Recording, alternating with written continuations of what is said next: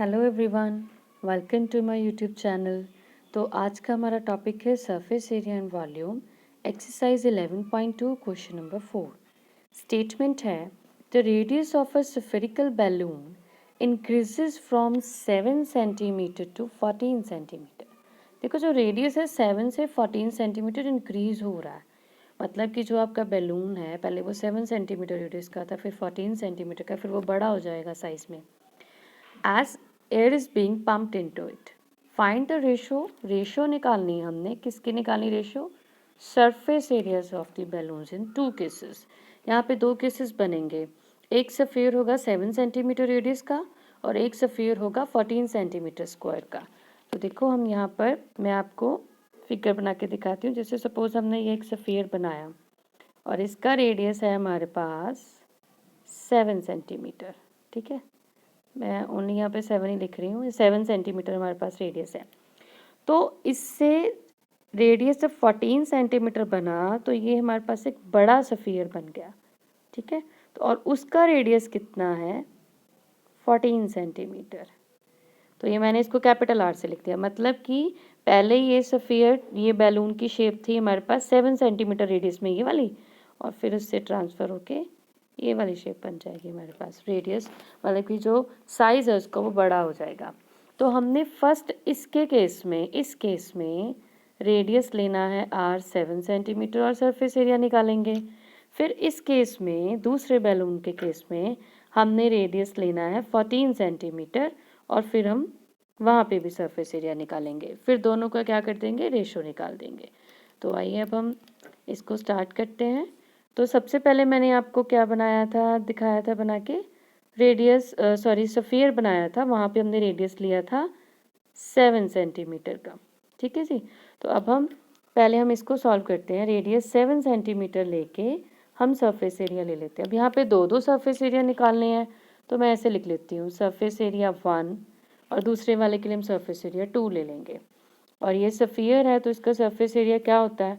4 pi are square, और ये बना 4 पाई 7 स्क्वायर। 7 स्क्वायर को हम ऐसे लिख लेते हैं। यहाँ पर मैंने पाई की वैल्यू नहीं चेंज की क्योंकि आगे जाके हमने रेशियो निकालनी है, ठीक है।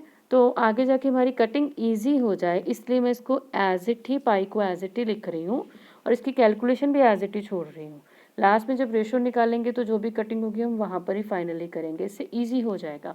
वैसे आप कैलकुलेशन करके भी रेशियो निकाल सकते हो, लेकिन उसमें थोड़ी सी कैलकुलेशन ज़्यादा हो जाती है, तो बेटर है आप इजी वे चूज़ करो, ठीक है।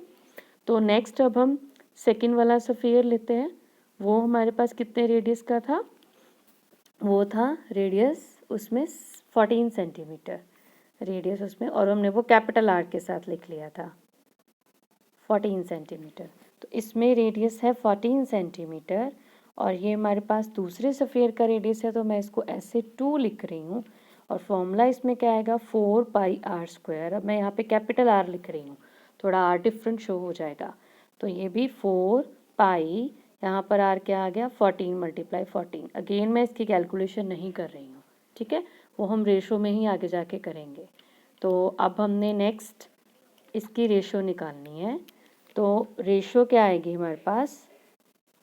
फर्स्ट जो हमने सफ़ियर निकाला है, सरफेस एरिया सफ़ियर का ओवर ऐसे 2, ठीक है जी। तो फर्स्ट हमारे पास जो है वो क्या था? 4 पाई 7 7। सेकंड क्या था? 4 पाई 14 14। 4 पाई और 4 पाई कट गया। ये कटिंग इजी करने के लिए हमने ऐसे किया था क्योंकि कैलकुलेशन पहले नहीं की। 7 एंड 14, अगेन 7 एंड 14।